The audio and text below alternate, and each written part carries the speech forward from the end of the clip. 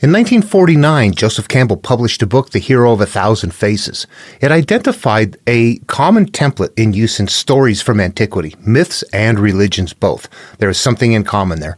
However, when he made his template, the 17-step template, there were some things that he didn't see, some things that were missing. This is probably because he spotted the template and what he knew that it was an inner pathway, but when I found the template, I actually had to engage with it for self-healing. He had a good childhood. I had an abusive childhood fraught with suicide and other issues. So I don't know if he understood that the template was a self-healing template, a path to enlightenment. At any rate, that's what it is. And what I'm going to be doing here is identifying a template or a step in the template right up front of the hero's monomyth that he has not identified. There's one of them that maybe he has, but it's labeled in a funky way. It's called supernatural aid. What is supernatural aid? When we go through here, we're going to see something in the stories that they don't sound like supernatural aid. They're going to be things like eating a scroll, eating a book, words in your mouth. And you're like, what? That's a strange thing. And they happen not in one story, but in every story has something like that in there. But then there's also things about tablets of fate, the 10 Commandments, tablets in stone. So there's tablets and there's eating scrolls. Are they the same? Are they different? My name is Dan Paulson. Welcome to the video. Let's examine this. What did Joseph Campbell leave out of the monomyth? Okay, first let's take a look at the 17 stages of the Joseph Campbell's monomyth. If you start right here at the top, you'll see that it's split into 3 sections and that there's in the center here, there's arrows showing a counterclockwise direction. What this is a pathway from start to finish. It's a cycle. In fact, if you learn it all the way through, you will learn that this is a self-healing cycle. What hurts you? This is a self-healing path to resolve that. It's a cycle written in a path. Now, if you start right up here at the top, this is the very first stage. You see there's a separation. This is where we're beginning. There's a call to adventure. There's a refusal of the call, and there is supernatural aid. And then when we get here between separation and initiation, there is a barrier, and there is a stage called crossing the first threshold. Then there's a belly of the whale, road of trials, meeting of the goddess, temptation, atonement with the Father, apotheosis, the ultimate boon, refusal of the return, magic flight, rescue from without, crossing the return threshold, master of 2 worlds, and freedom to live. Now, what I want to do is just stop and talk for a second. What that is right there is still in analogous verbiage. This is still cryptic when you read this. You go, well, that doesn't sound very clear. I don't know what to do with it. Okay, so the calling is this.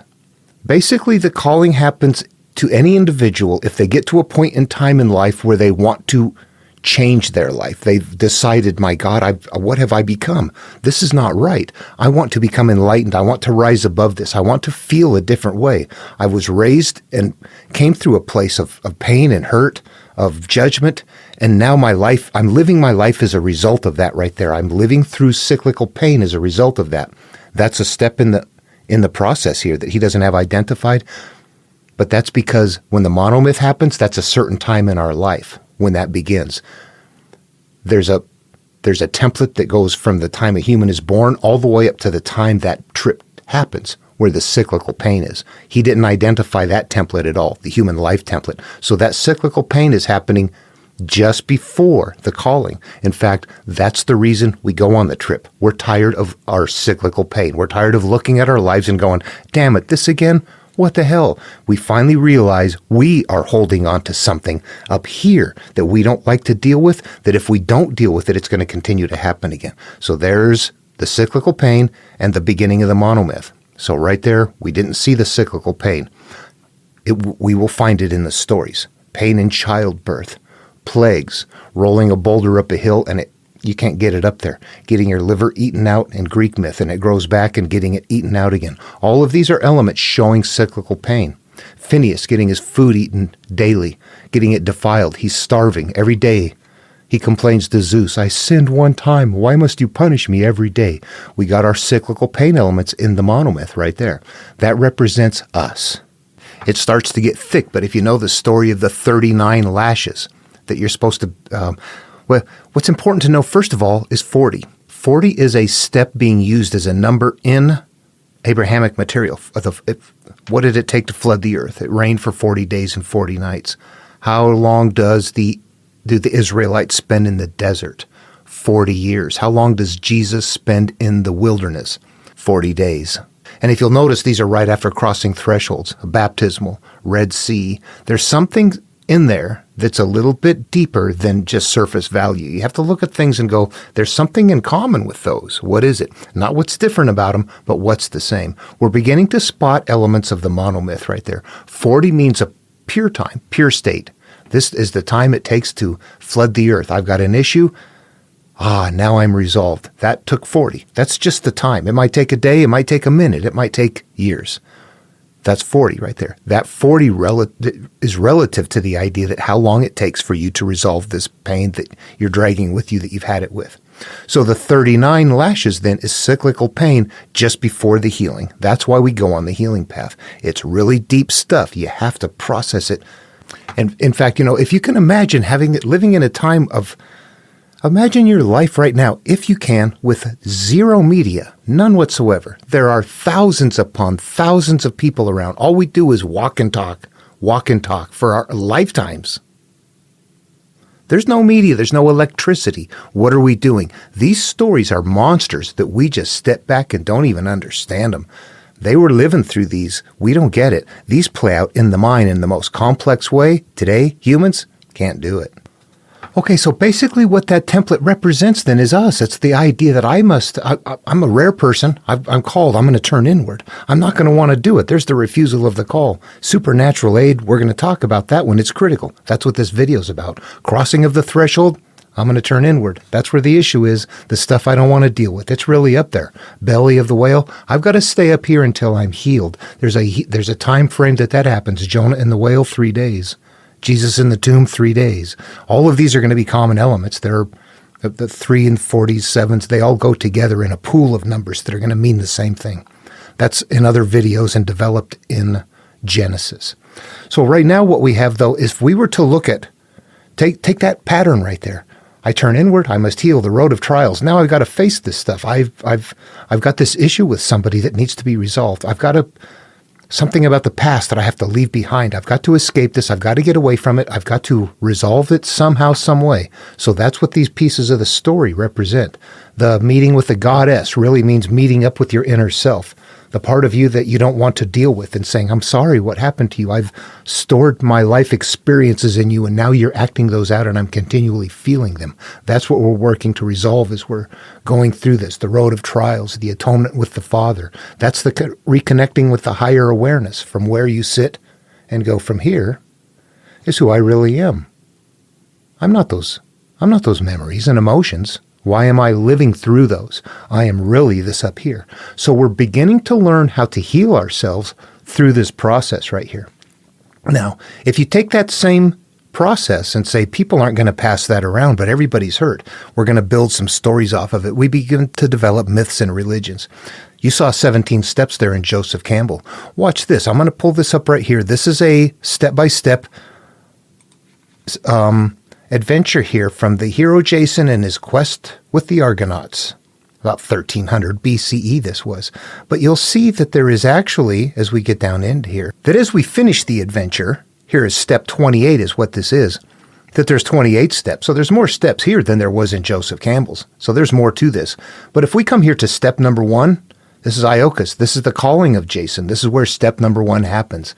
Number 2, 3, 4, 5, 6. As you go along here, these represent the steps on that template, what you're doing along the way. But there is more identified in here than is identified in Joseph Campbell's monomyth, or in his template, for example. If we were to find something in here, for example, there's a point where the Argonauts accidentally, in a storm, get turned around, sailed back to the island that they just left.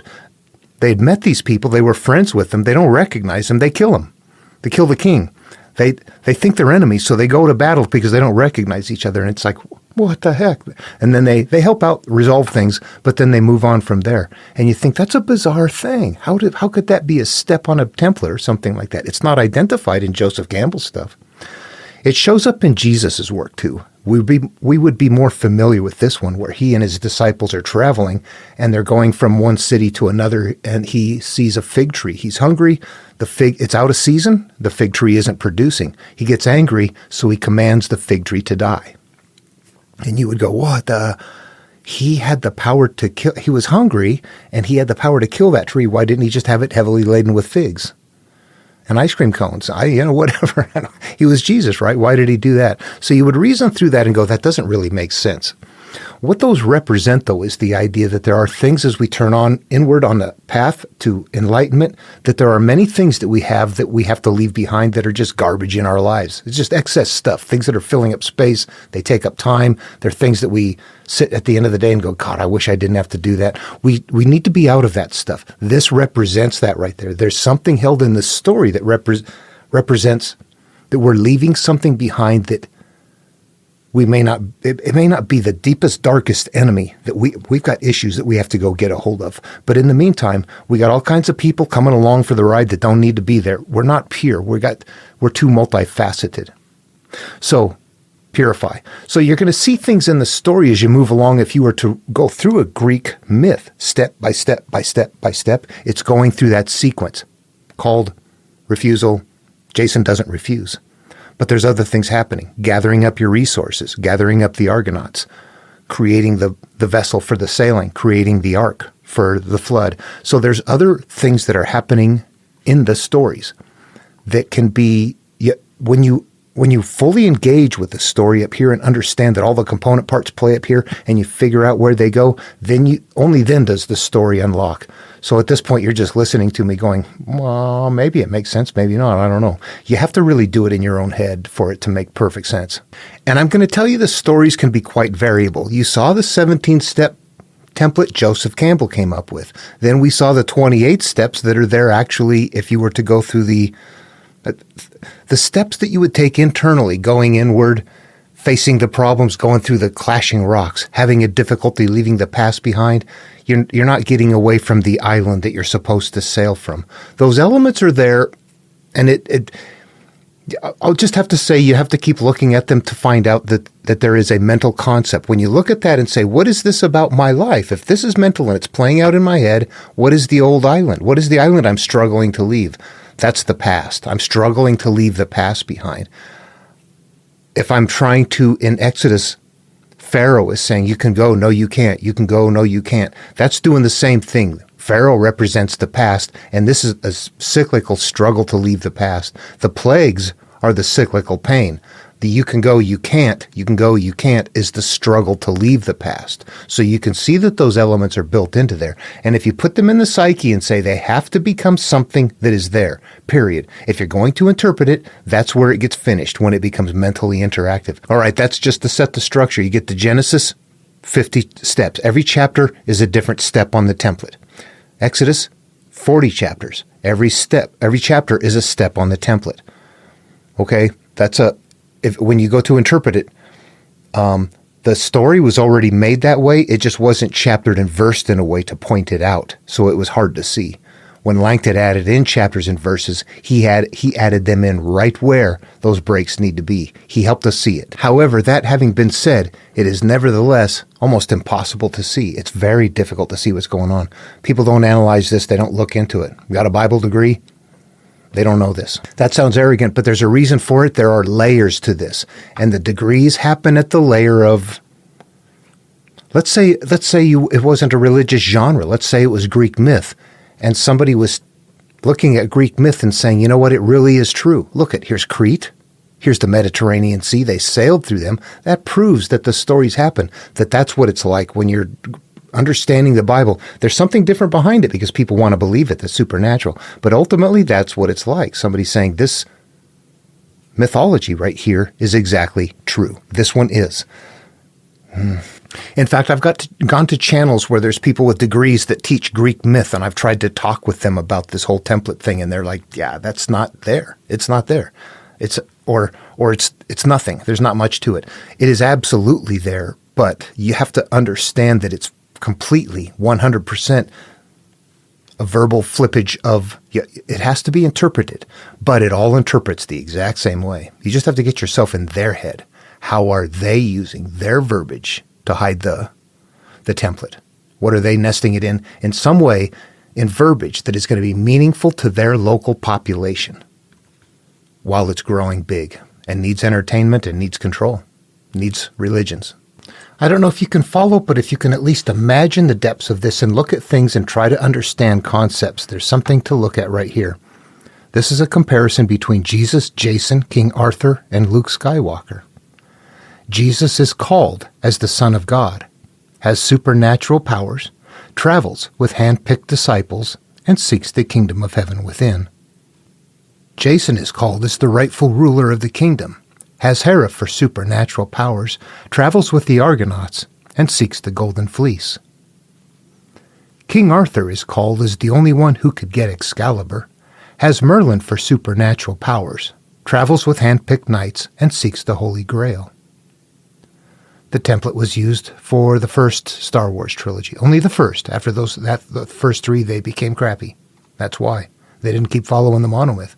Luke is called as the son of Vader, has the Force for supernatural powers, travels with special selected rebels, and seeks to save the Alliance and destroy the Death Star. You will also notice that all of them feature a doubter or a problem in their midst. Judas from Jesus, Lancelot with Arthur, C-3PO with Luke, Acastus, son of Pelias, that's who Jason needs to get the land back from, Pelias. But Acastus, his son, goes along and spies in Jason. That's just a number of thousands, but you see the difference. You see what's there. They're all called in some special way. They've got some supernatural powers next. They travel with a group, a special selected group, and they have a goal in mind that is a very specific goal. Kingdom of Heaven within, Golden Fleece, Holy Grail, all of it.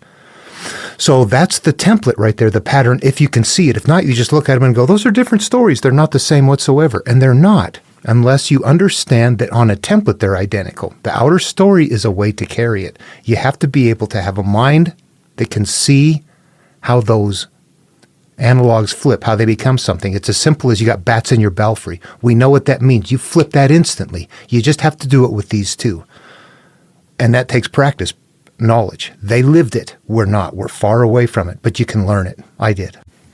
All right, here is going to get very advanced. What I'm going to do is do a cyclical pain comparison. There's an element that is in Ezekiel from the King James Version. We all know what that book is. The Tao Te Ching from Stephen Mitchell. I'll be using his translation. And, of course, the standard Mueller Dhammapada translation. So we've got the Buddha from Tibet, northern India, the Tao Te Ching, China, from Lao Tzu, and Ezekiel, Jewish work that is much older and from somewhere completely different. But what I'm going to do, instead of reading it from Ezekiel first, because it's strange, I'm going to work to understand it in other places first, then we'll come back. Let's read through them, though. These are all the same thing. Ezekiel, chapter 1, verse 19. And when the living creatures went, the wheels went by them. Tao Te Ching, Stephen Mitchell. Caught in desire, you see only the manifestations. On page 11, verse 1, we join spokes together in a wheel, but it is the center whole that makes the wagon move. And Buddha from the Dhammapada, verse 1, right off the bat, this is the very first one of his pivotal teaching. All that we are is the result of what we have thought. It is founded on our thoughts. It is made up of our thoughts. If a man speaks or acts with an evil thought, pain follows him, like the wheel follows the foot of the ox that draws the carriage. Okay, now we have to interpret them. These interpret in a very specific way, but it's going to be consistent. We're going to interpret all of them, honestly, in the exact same way. The verbiage sounds different, but if they're holding a concept, then the words have been somehow created to hold that. Let's say I'm holding on to something and I don't let go. I could say, an anchored ship cannot sail. Okay, I've hidden that idea that what I'm holding on to up here, I can't escape from. I could put it in a different way by saying the dog chained in the yard cannot run away. I'm the dog in the yard. I'm the ship, whatever I'm hanging on to. So the story, when you look at them, they sound different, but they're both made exactly the same way in analogous verbiage. So we're simply extracting that analogous verbiage to find the one common point that it was built from. We will know we're right when we have an interpretation that is mentally interactive. All right, this is also very important. When we read the Tao Te Ching or we read the Dhammapada, this is a pivotal core work. It is not a monomyth. A monomyth is made from the teachings in pivotal works. Jesus' ministry is a monomyth. However, his pivotal work is Sermon on the Plain, Sermon on the Mount. That is the core teaching. That would be like, here's Buddha's core teaching. Now from here, we create Buddhism. Here is Lao Tzu's core teaching. From here, we create Taoism. Here's Jesus' core teaching, and from there, we create Christianity. Okay, however, Christianity becomes something convoluted because of the whole just worship him and all that kind of stuff. So Jesus' teachings are lost to Christians who have been told to just worship him. So they're the carriers of the ark. They're not the ones that see inside. Okay, let me get off back on track here. Okay, so let's work to understand what these teachings are. Understanding that these are teaching about how we come about in cryptic language. You're supposed to try and figure it out. It's not plain language. Buddhist is fairly plain language. Lao Tzu's takes a little bit of work. When we get to look at it, something like Ezekiel, it's going to take more work, but it's also understanding that they're doing something different. If I say right here, caught in desire, you see only the manifestations. That means that whatever I'm hanging on to, I continue to see it cycle again. That's the ship and the dog story right there, that version right there. Caught in desire, you see only the manifestations. You can't escape it. See how simple that is. You can turn around, though, and say, now I want to put that into a big, huge story. We need to create something. We need to have caught in desire, you see only the manifestations. That's a cyclical pain element. I know, let's create a story about 10 plagues.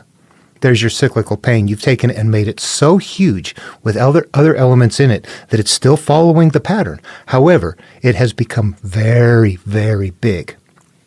For a population, again, imagine having nothing to do for your entire lifetime except whatever, and you can't read or write, you don't have books, but you're smart. What are we doing? We're getting deep into this stuff. We're not looking at it so shallow. And there's so much of it from antiquity, you can tell that at one time it was well known. Today, people have no idea what it is. Okay, with all of that set up there, what I'm going to do is now go and look at the two verses that are similar between Buddha and Lao Tzu, the Tao Te Ching and the Dhammapada, and then we're going to go to Ezekiel and see how they're doing the same thing in a very rich way. This is the place where we're going to get into the region where people think UFOs and things like that are happening. There's all kinds of weird stuff. It's a strange story, but when you find the elements, you'll know what it is. It's a monomyth, okay? It's a very complicated monomyth. Very old and very complicated, very far removed from us. So what we're going to do is find bits and pieces. There's things I see in there that I kind of have a vague familiarity with, and others I don't. This one, spot on. This one's easy. This one is showing an element. And you'll notice also that as we go through that teaching, as you go through the book, it's on the first page. As you go through the Dhammapada, it's the very first verse. When you go through Ezekiel, it's one of the first verses it's right in chapter 1. It's right in chapter 1. It's right in the beginning of the story. So this is something that you can see that sequence right there. You're being told this right up front. What is this? What is this element right here? This is going to be cyclical pain based on what we've judged. Okay, let's go to the Buddha first and analyze his. All right, here it is, and I've color-coded it for my purposes here. There's, again, verse 1, the dual verses. All that we are is the result of what we have thought. It is founded on our thoughts. It is made up of our thoughts. Okay, let's stop and talk about that for a minute, because that sounds very foreign at first. What he's describing here is that when we are born, we come with certain qualities and characteristics, but our brains are not yet conditioned, that we are going to become products of our environment and our judgments based on where we come from. And that's going to happen as we begin to have thoughts. If you can look back on your own childhood, at some point you're so infant you don't even remember that. You weren't really thinking, you were just reacting and responding.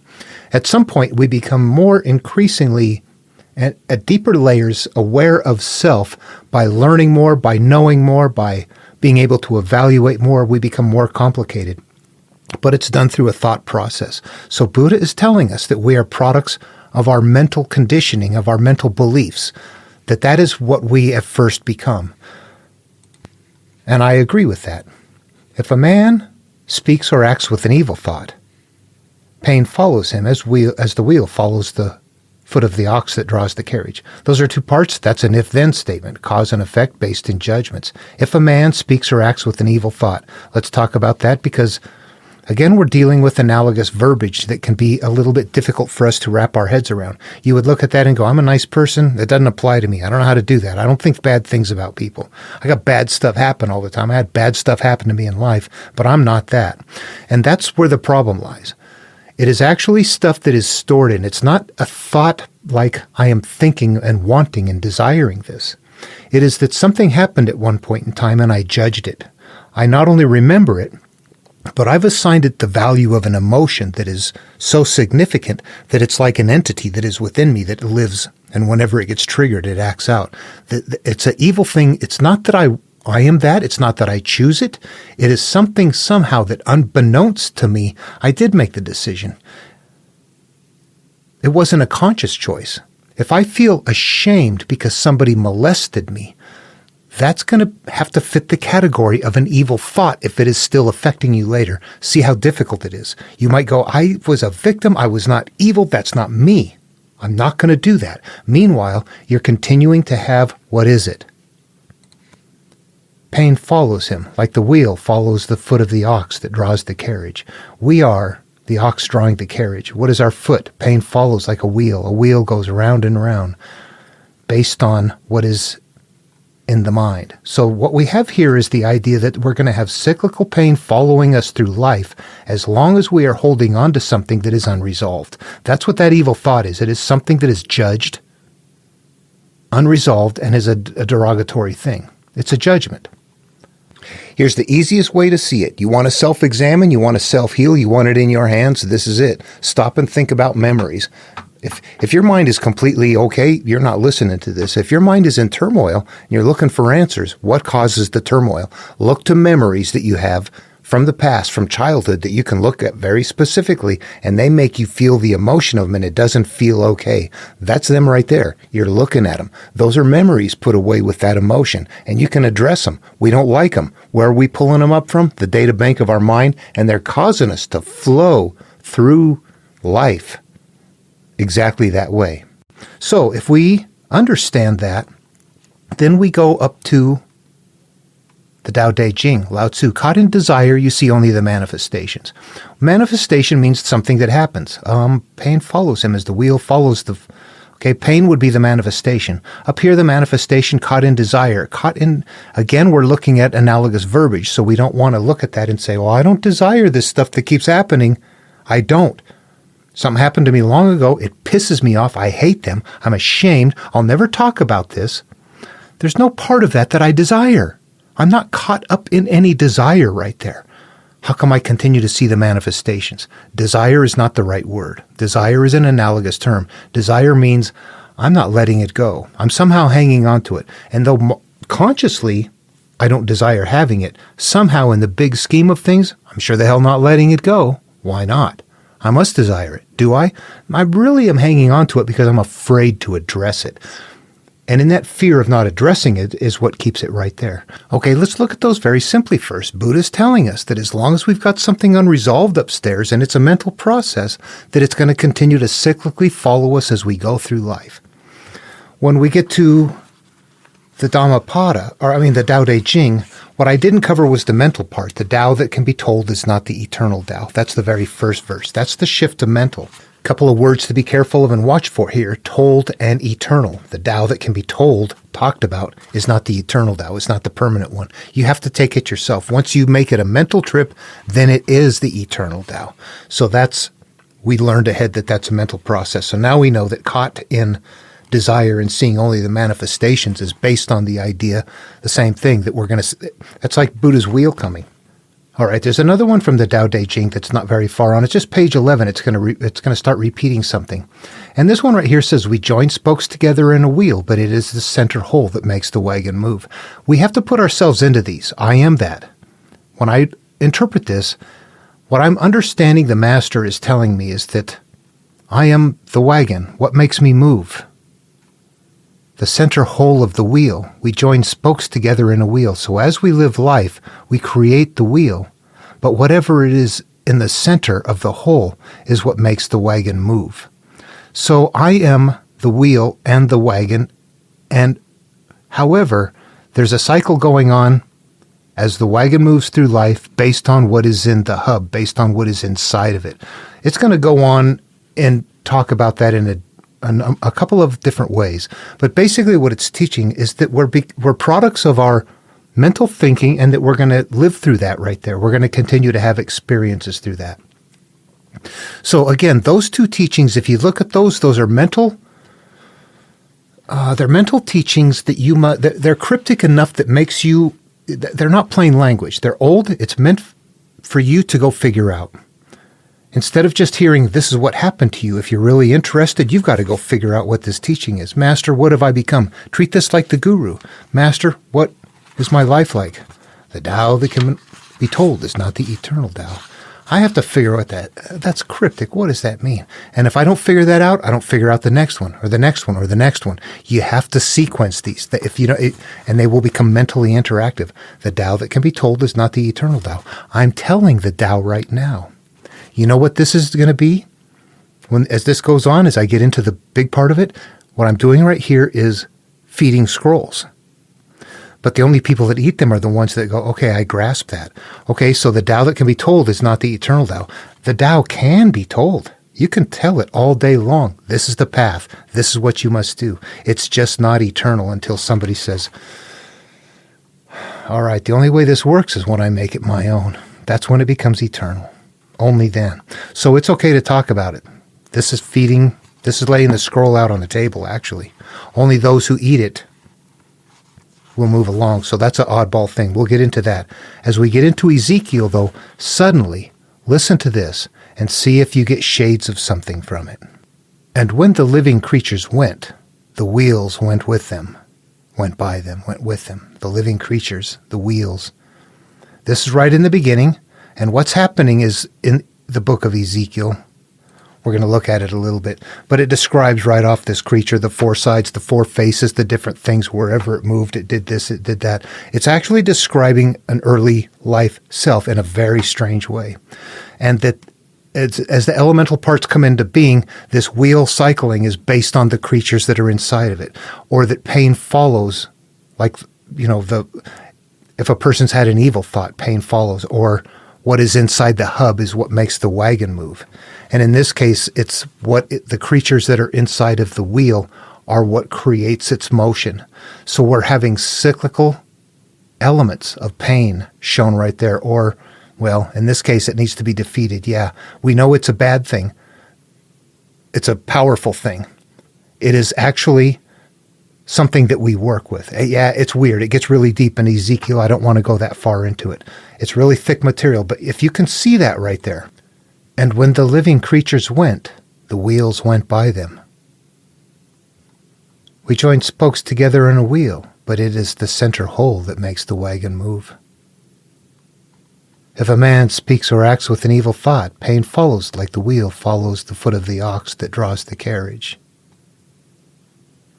When the living creatures went, the wheels went by them. These living creatures are the judgments that we've made, and the cycles happen as a result of them. You see that? All right, now, let's go look at that monomyth component, the eating a scroll. You see that cyclical pain element, though. I want to make sure that everybody sees that. It's a part of the process that is not in Joseph Campbell's template. But if you look at it, you go, okay, yeah, something is cyclically happening here based on the nature of its hub, whatever drives it, whatever it's rotating around, whatever it's cycling around, whatever it's anchored to, tied to, chained to, whatever. All of those are doing the same thing. Phineas's food defiled daily, the boulder that can't get up the hill, the liver being eaten out, the plagues that come repeatedly, the constant pain through childbirth. Every one of those, the 39 lashes, all of that has to do with cyclical pain before moving on to the next point. All right, so this is very important to understand that as you're going through a monomyth like this up front, at least in all of the Jewish materials, somehow they're putting in there the elements. There's a chosen one. There's something that's going to show cyclical cause and effect. Plants growing, seeds as producing as to grow more plants, different things like that happening, or things that are cycling throughout the sky. We know that from creation in Genesis. That's been set up. But if you were to go through a monomyth like Enoch, if you grabbed Enoch, you would see things up there right up front. It's not creation, but it's going to be showing elements that are nevertheless describing cycles and cause and effect, that's going to be happening. And the reason, if you stop and think about why that's happening, is this. Long ago, these stories are coming around word of mouth and by memorization. So when you hear the story, if it's a monomyth, it has to have all the components contained in it. We don't have it in a book. They don't have a holy Bible. They don't have it written down. They have it memorized story by story, so they know it in a different way than we do, in a more complete way. We're not accessing it in the way that they wrote it, because they wrote it to go in the mind, and we've taken it out and put it out into supernatural outer space. If, however, you were to interpret the cryptic verbiage, we would see from Genesis early on that you will now have continual pain in childbirth is a representative of that early teaching. Whenever you act out again, it's going to be painful every time. Whenever you give birth to this again, after making the judgment call, the first sin, I've now done this, this happens, there's our cyclical pain element. So whoever's making the story of Ezekiel, they have to make sure, if it's a complete monomyth, they have to include all the parts in there. So somewhere up front, they're going to be having a called person, there's going to be a threshold to cross, there's going to be cyclical pain. There's going to be cause and effect somehow rooted or nested, rather, in very cryptic verbiage that stretches out so far and it gets so far away from us that it becomes very difficult to really zero in on it. Ones like that are kind of easy to see, but some of them are very difficult. Honestly, if you read it, it reads kind of like the second creation story with 4 rivers heading out but one main one. This kind of has the 4 sides, but one flow direction. It's like, I think yes. What do we have here? With some element high up above, we have to reconnect with the higher awareness. God is re-emerging. So the elements are there if you know what to look for. Okay, on to what the video is really about, and that is this. What is this eating this book? What I'm going to do is I'm going to consolidate some right here. It gets to be so much to look through that the video is going to get too big, so I'm just going to grab pieces and put them together here. I'm going to show where they come from. I'll be using the King James Version or the Enuma Elish or other sources for this material. Let me go ahead and let me see which one I've got to find. Let me get on the page. Here we are. Okay, from the Enuma Elish, tablet number 4. Then after he had set forth religion, designating its rituals, he then tossed down the reins which were taken up by Ea. He then took up the tablet of fate that King U had taken, and he delivered it to Ea to be used in the initial reading. Okay, what's happening right here? The tablet of fate is actually, in this case, how it's being used in the Enuma Elish is this. That King U had the tablet of fate. King U was the guy that had to be destroyed. King U represents the early self, and the tablet of fate represents my belief system. My tablet of fate is my agreements, Don Miguel's, the agreements, my judgment of, my pile of judgments, the mote in my eye, all of that. The tablet of fate is that right there. It's really the pile of things that make me in charge. I've been doing this, I'm doing that, I believe this, I believe that. I'm the one in charge. Later on, when you change who and what you are, you have to remove the tablet of fate from your early self and say, not anymore. You're screwing it up. I'm in charge now. The tablet of fate comes to me. And that's what that represents right there. Who's in charge? Who's got the rules upstairs? The old self or the new self? The tablet of fate is that right there in the Enuma Elish. You'll see it transfer from whoever is in charge, from the bad person to the good person. It goes to the rightful heir, but that goes with it. What is that? That's the belief systems. Okay, let's go back and look at the list again. You know what? I've even gone through and I've further consolidated them down here to the end. Here, let me just go through. Not all of these apply. We're going to have to go through them. And there's at least 2 different things in here. All right? Tablet of Fate, Babylonian. Book of the Covenant, Jewish, Exodus. Tablets of Stone, Jewish, Exodus. Book of the Law, Joshua. Knowledge and skill and all wisdom and learning, Jewish, Daniel. Let none of his words fall to the ground, Jewish, Samuel's calling. Words in your mouth, Jewish, Jeremiah. Before I formed you in the belly, I knew you, and before you came forth out of the womb, I sanctified you, and I ordained you a prophet unto the nations. This is one I just wanted to put down. It's not the same thing. This is a specific calling, but I wanted to isolate it out. It's Jewish, Jeremiah. That's the calling. Eat this scroll, Jewish, Ezekiel. Write the vision and make it plain upon tables, Jewish, Habakkuk. The word of the Lord that came to Zephaniah, Jewish, Zephaniah. Crown of life, Revelation, Christian. Book of the life of the Lamb, Book of life of the Lamb, Christian, Revelation. The emerald tablets of Thoth, occultic material. The book of the words of Esaias the prophet, the Christian, Luke. Agreements, the 4 agreements, Don Miguel Ruiz. Okay, do you see that all of these have a strange start there? What I'm going to do, though, is I'm going to go to the book of Ezekiel and spend a little bit more time there because it's going to show some steps of the monomyth beginning. All right, the next thing is we get into it. I'm going to be introducing some numbers. If you haven't seen my work before, these are numbers that are gathered up in Genesis in some analog farms there. It's a big process. There's a lot of depth going on in the Bible way in the background that it just takes years of analysis to find. Once you find it, you can show it. But these 22 numbers right here are going to appear 6,000 times in the Bible. Do you see them? 1, 2, 3, 4, 5, 6, 7, 8, 9. I've got there 10. Then it jumps to 12, 15, 17, 20, 30, 40, 41, 50, 60, 70, 80, 90. These are very specific for a reason. They're gathered up wherever you find, like the Adams analog farm, where the 900 and 800 years are. 700s. There's another analog farm with hundreds of years. Those are very odd, and if you look, you will see that there's a numbering process going on that gathers these up. And once done, this is a pure starting point. These numbers right here all represent Eden. They represent a starting point on, well, a template.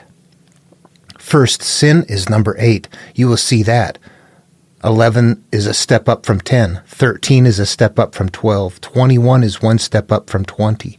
In these cases, like if you go through Genesis and use the computer to check, Sodom is repeated exactly 21 times. Adah is repeated exactly 8 times. That as you go through these, you begin to see that even the words, like naked and uncovered, you would think, well, why are those good things?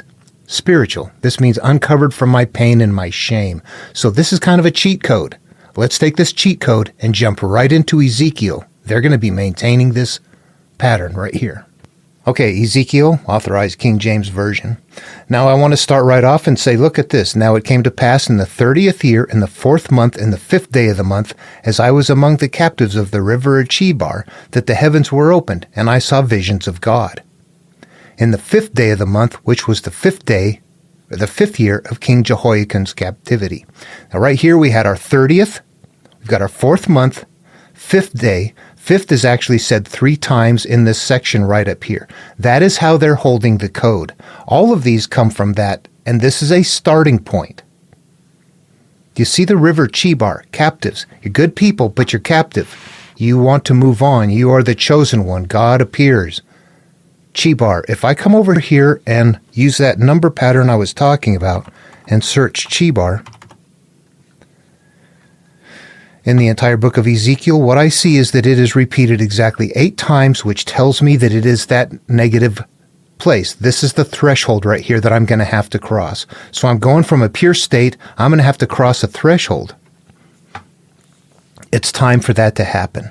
Now, as it goes on, this is the calling. The word of the Lord came expressly unto the priest, the son of Buzi, in the land of the Chaldeans by the river Chebar, in the land, and the hand of the Lord was there upon him.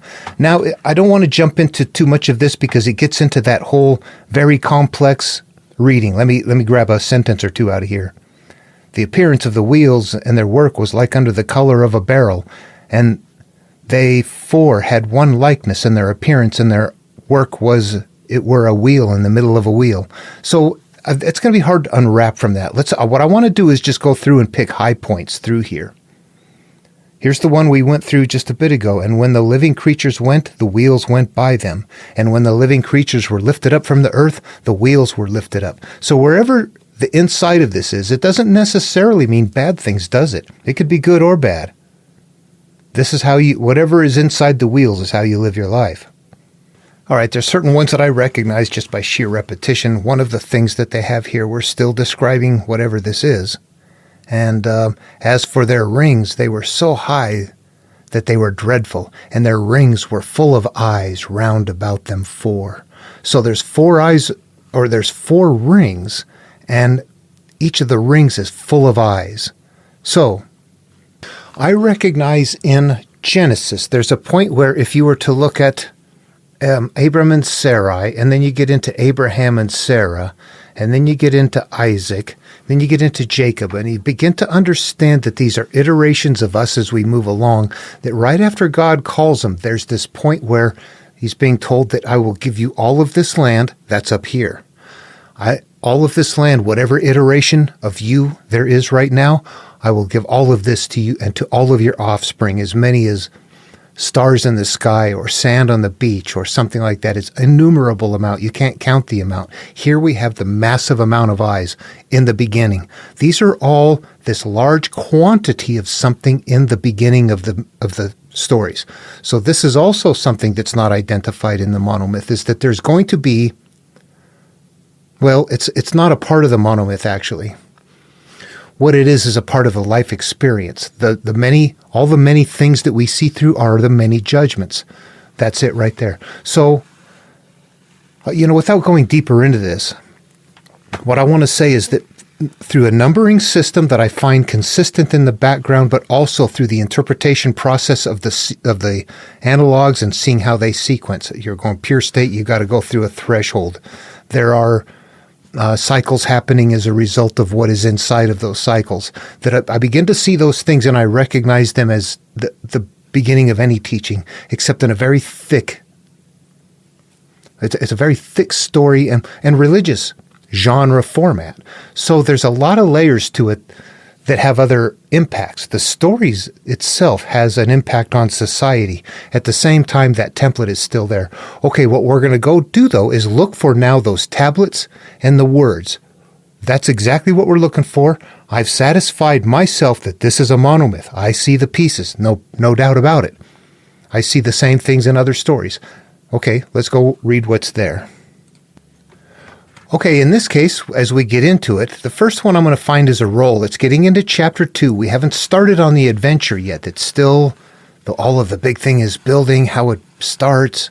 We're getting ready to, we've hooked up with, we've reconnected with the higher awareness. That's in here too. God has reappeared. And then the connection is going to happen for the instructions. And when we get down here, here's what we run into. I'll start from 7. And you shall speak my words to them, whether they will hear or whether they will forbear, for they are the most rebellious. You're getting instructions to go on the inner journey to go wipe out the enemies within. You don't know that. It sounds like without, but it's really within. But thou, son of man, hear what I say to you. Don't be rebellious like the rebellious house. Open your mouth and eat what I give you. Okay, right there we're going to start seeing this come into play. Let's interpret it though. The rebellious house is the early self. We're trying to move on from our early life. Do not give in. Do not be rebellious like that rebellious house. Open your mouth and eat what I give you. Learn this. This is metaphorical, so it's in the spiritual world, which means it's in the mental world because we want to make it mentally interactive. So, open your mouth and eat what I give you, which means listen carefully and learn what I have to say. And when I looked, behold, a hand was sent to me, and a roll of a book therein. And he spread it before me, and it was written within and without, and there was written therein lamentations and mourning and woe. That's our life. This is you. These are all the things we have to do and what we are. The lamentations and mourning and woe in this case. That's an interesting. Let's read on and see what it says. Moreover, he said to me, Son of man, eat what you find, eat this roll, and go speak to the house of Israel. So I opened my mouth, and he caused me to eat that roll. And he said to me, Cause your belly to eat, and fill your bowels with this roll that I give you. Then did I eat it, and it was in my mouth as honey for sweetness. Okay, so this then is... Actually, it's like the tablets of fate. If we go to the Babylonian creation myth, we're going to see that the tablets of fate start off going from the bad person, and they get transferred along the way to the final person. This is who is in charge. This represents the stages of our life. The tablet of fate first goes to our early self. We're the ones in charge. It may not be the right person. It needs to be taken away. You earlier self, you're not in charge anymore. We've got somebody else. This tablet of fate. But what is the tablet of fate? When it belonged to the first person, whatever was written there was different than what it is written later on. It's got to be. Later on, our fates are not the same as the early fates. We want to be happy. We want to be free. We want to be disconnected. We don't want to be angry. We don't want to have enemies. All of that early stuff we want to be different from. So the tablet of fate that we get later on is not the same as the first tablet of fate. What we're doing right here in the Babylonian creation myth, the Enuma Elish, as that tablet of fate goes from person to person, that means this is the iteration of you that is now in charge. However, I've got new things. And in this case, we've got our lamentations, mourning, and woe, but we're being told to consume this and eat this. This is your tablet of fate. This is the way you are going to live life. You must turn inward and say, yeah, that's it. I'm done. I'm not giving in. I'm not going to do that anymore. That's a bad habit. This is a relationship. That's a belief. That's something. Whatever it is, there are the things that I sit throughout the day and go, these are bothersome to me. I need to rectify them so that they're no longer bothersome. Whatever that takes. Sometimes it takes being free of them. Sometimes it takes rethinking them so that when you're just not judging it the same way, and it's not hurting you the same way, but it's still there, but it's no longer triggering you. Whatever it takes. Okay. So that's the tablet of fate in this case right here. I'm going to look at that and say, this is you going in on the journey.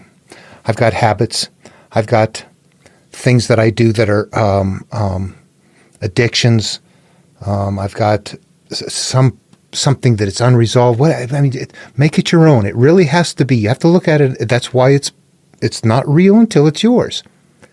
What bothers you is going to be different than what bothers somebody else. We're looking to be free of our own, what bothers us. And the only person that can do that is you through your own thinking. So, all right. So in the case of this one right here, you look through what is happening, and this eating the scroll, this feeding at this point in time is really that idea that you are now getting put in charge of what's going on. But you're being told what to do. So this is probably also going to create the supernatural aid. And the reason I say so is this. What we're really trying to do is defeat an enemy. The enemy is within. The enemy, ultimately, when you distill it down, is the emotional state to a belief system that is unresolved. Something happens, I believe something, and it just freaking always, it's right there. That is what we're defeating right there, because that is what creates our life. You want your life to change? That's it right there. Period. This is what we're flowing through. Period. It doesn't matter whether you like it or not. We're flowing through it, and you can see how people act, what they're made of. And I'm going to add some things of my own here to it, because it just helps me make sense of it. That we are flowing in this energy collective, that physically we don't really sense it. We didn't evolve to perceive it, but we're like tiny little manifestations of this massive amounts of energy that we're not even aware of. That we emerge from that, but that in the way that we are holding the nature of our memories, the fear, the joy, the shame, all of that, the way that we're holding them up here is going to dictate the way we continue to flow through a collective energy field. So it's very incumbent upon us to, if we have not a good flow, the way to fix it is to stop trying to fix what's out there. You're stuck in a flow. You're being driven that way. You're being ruddered that way through emotional connection to previous memories, and you can tell the nature of them by bringing them up and how they make you feel. So you bring up the ones that don't feel good, and you work with them until they do feel good, or until they no longer hurt you. At least they don't have to feel good. It's hard to feel good about being raped or molested. You have to somehow though feel benign enough from that situation that it is no longer causing you inner fear, which is stored up here, which is causing your flow, which is going to cause your life to continue being that way. To be free of it, it has to be a mental process, but there's a reason for it. It's not just to feel good. It actually creates a flow for you. Your life is going to unfold based on the manner in which that is up there. So in the stories where all of your offspring, sands on the beach, the eyes, the perceptions, all of that. Judge not lest you be judged. That pile of judgments, the mote in your eye, all of it is the same thing. It comes down simply to a pile of mental perceptions up here that we're living through. The four agreements, Don Ruiz, simplify it. This is old stuff long ago that was functional in a society of people pre-technology. Today, it's very difficult to access, but you can still get the knowledge. It's simple. We have to heal ourselves. We've got to let go. We have to understand that we're not our memories, that we live above them. All right, back to the tablets and scrolls. What did we have as we collected through all of them? Let me read through them. Exodus is kind of big. Let's jump through. Joshua, this book of the law shall not depart out of your mouth, but you shall meditate therein day and night, that you may observe to do according to all that is written therein. For then you shall make your way prosperous, and then you shall have good success. You're focusing on your new way of life, the book of the law, the tablet of fate. Who's in charge of you? What's in charge of you? What aspect of you? Jeremiah. But the Lord said to me, say not that I'm a child, for you shall go to all that I shall send, and whoever I command thee, you shall speak. Sounds like a denial happened first. Don't be afraid of their faces, for I am with you to deliver you, said the Lord. And then the Lord put forth his hand and touched my mouth. And the Lord said unto me, behold, I have put words in your mouth. The Lord reached out and touched my mouth and said, there, I put words in your mouth. Ezekiel, there was written therein lamentations and mourning and woe, the fates. Moreover, eat this roll and go speak to the house of Israel. Daniel, as for these 4 children, God gave them knowledge and skill in all learning and wisdom, and Daniel had understanding in all visions and dreams. So the knowledge and the skill and the wisdom is there. It's in the beginning. Habakkuk, I will stand upon my watch and set me on the tower, and will watch to see what he will say, and what I shall answer that I am reproved. And the Lord answered me and said, write the vision and make it plain upon tables, that he may read it. For the vision is yet for an appointed time, but the end it shall speak and not lie. Though it tarry, wait for it, because it shall surely come. It will not tarry. You have to focus in on the changes. Look at chapter 2, that's up front. Zephaniah, the word of the Lord that came to Zephaniah. John, King James Version, verse 14. And the word was made flesh. That's a different one. Let me see. In the beginning was the Word, and the Word was God, and the Word was God, was with God, and all that. Let's skip that one because it has more going on. It's more current and it's more advanced. Samuel, chapter 3. And he said, what is this thing that the Lord said to you? I pray you don't hide it from me. God said, God do so to thee and more also if thou hide anything from me, all the things that he said unto you. When he said, don't hide me from me, tell me everything that he said. And Samuel told him everything and did not hide anything from him. And he said, it is the Lord, let him do what seemeth him good. Boy, this is thick writing.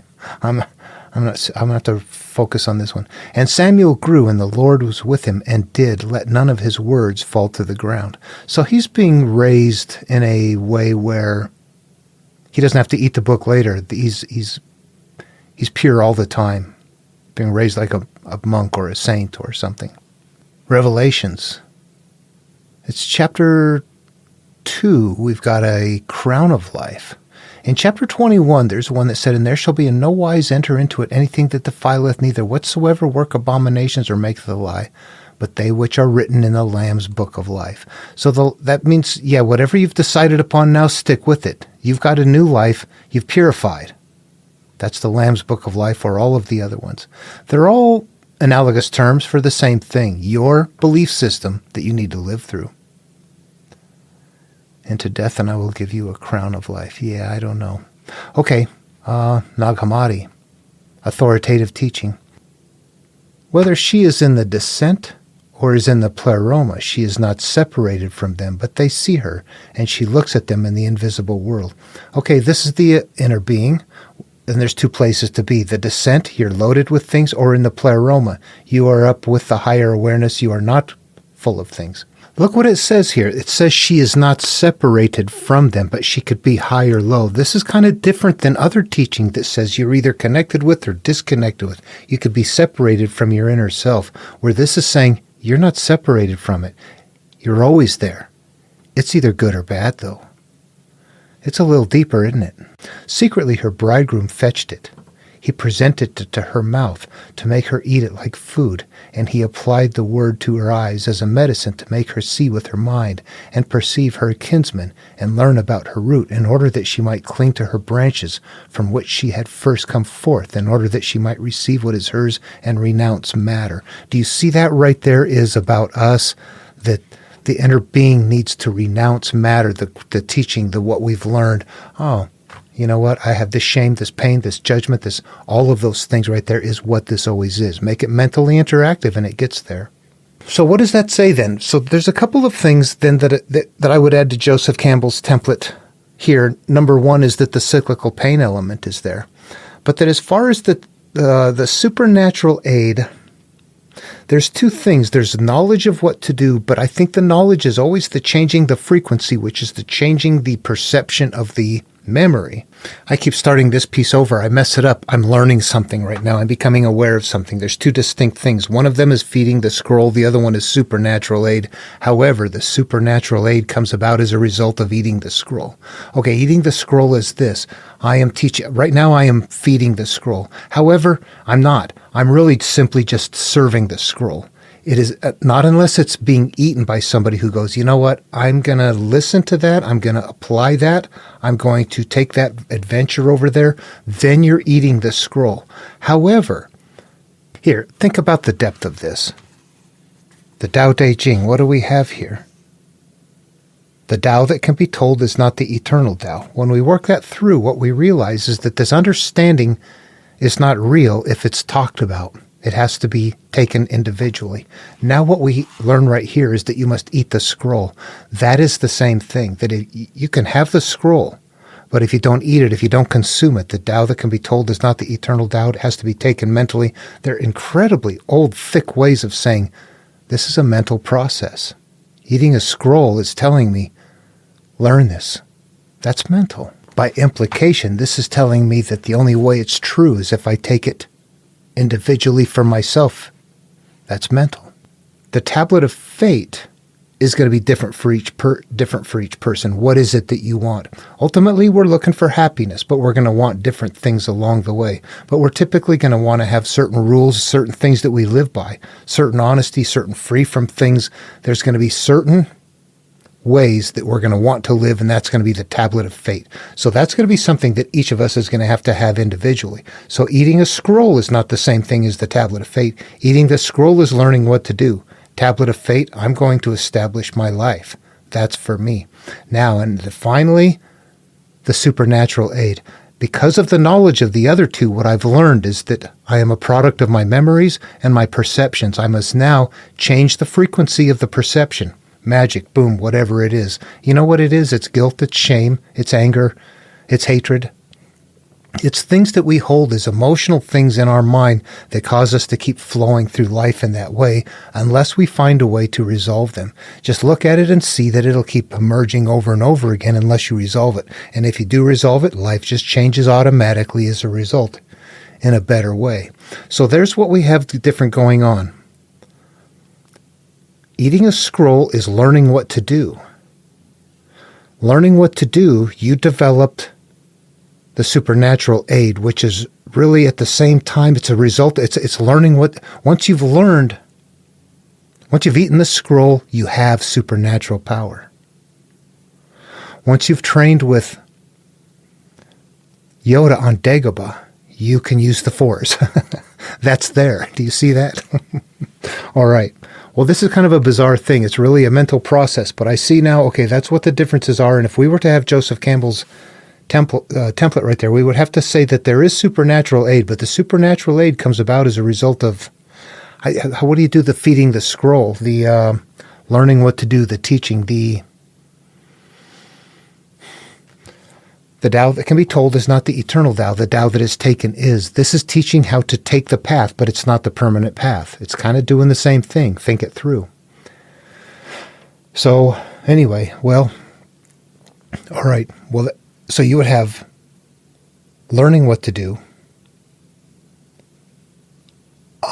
establishing a rule set. I don't know what that would be. The tablet of fate. We have to think of a better name for that. Somehow my life is not going to be lived under these I give up all the time parameters. I've now established this. I'm going to live by these parameters. Whatever that is for you. Whatever that is for you that is a positive thing. We're establishing that, that comes from within us. And then we stick with it in order to make it work. We have to habituate. And the supernatural really is with us taking that knowledge now and realizing that the real power of changing the monster is forgiveness and finding a way to separate ourselves from our inner victim status so we stop living through those memories.